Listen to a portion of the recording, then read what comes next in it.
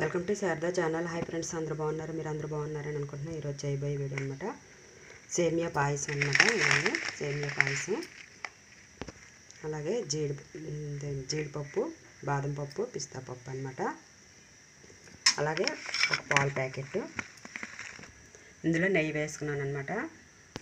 బాదం వేసుకున్నాను, బాదం ఫ్రై చేసుకున్నాను. అలాగే జీడిపప్పు కూడా వేసుకున్నాను, రెండు ఫ్రై చేసుకున్నాను. అలాగే వేస్తున్నాయి కదా, కొద్ది కిస్మిస్ కూడా వేసేసుకున్నాను.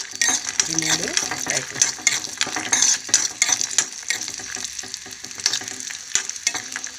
ఫ్రై అయిపోయి ఇంకొన్ని సేమియా వేసుకున్నాను. సేమియా కూడా వేపిస్తున్నాను. కొంచెం కలర్ బాగా వచ్చేటట్టుగా కొంచెం వేపిస్తున్నాను. సేమియా బాగా వేస్తే బాగుంటుందండి. చక్కగా బాగా ఫ్రై చేసుకోవాలన్నమాట. చూసారు కదా, చక్కగా ఫ్రై చేసుకోవాలి.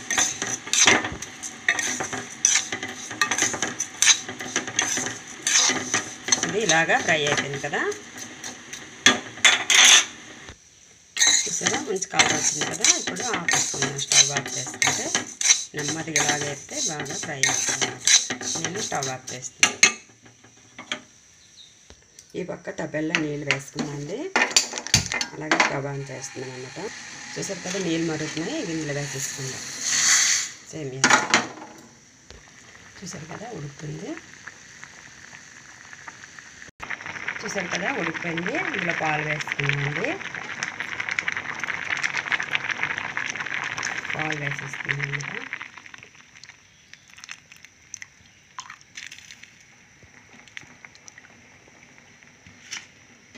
దీన్ని కలుపుకోవాలి.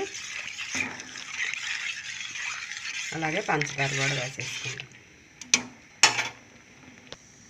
పంచదార కూడా వేసేసుకోండి అన్నమాట. మీ తీపి సరిపోయినంత వేసేసుకోండి.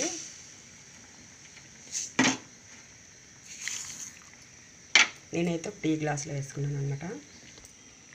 ఇప్పుడు జీడిపప్పు వేసుకుంటున్నానండి. అలాగే కిస్మిస్ వేసుకున్నాను. అలాగే బాదం పప్పు వేసుకుంటున్నాను అనమాట.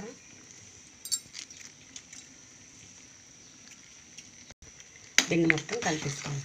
చూసారు కదా,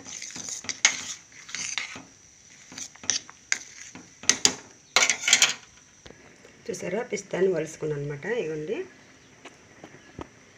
చక్కగా ఇది ముక్కలు కోసుకుందాం. పిస్తాని కూడా వేసేసుకుంటున్నాను. చక్కగా ఇదంతా కలిపేసుకుందాం. ఇప్పుడు వేలకు కూడా వేసేసుకుందాం.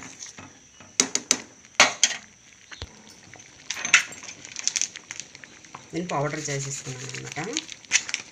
యాలక పళ్ళు అన్నీ వేసేసి నేను పంచదార వేసి పౌడర్ చేస్తున్నాను. ఆ పౌడర్ని ఇందులో వేసేసుకున్నాను అనమాట.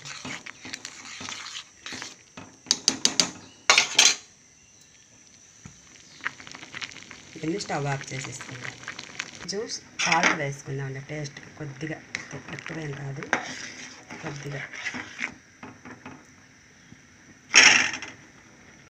చూసారా, వేడి సేమియా పాయసం రెడీ అయిపోయింది. చక్కగా చూసారా, పిస్తా, బాదం, అలాగే జీడిపప్పు, కిస్మిస్. సూపర్ అంటే సూపర్ టేస్ట్గా ఉందన్నమాట. ఈ వీడియో నచ్చినట్టుగైతే లైక్ కొట్టండి, సబ్స్క్రైబ్ చేయండి, బెల్ సింబల్ నొక్కండి, మీ ఫ్రెండ్స్కి కూడా షేర్ చేయండి. ఇలా చేశారంటే చిక్కబడకుండా ఉంటుంది అన్నమాట. పలాచగా చక్కగా తినవచ్చు.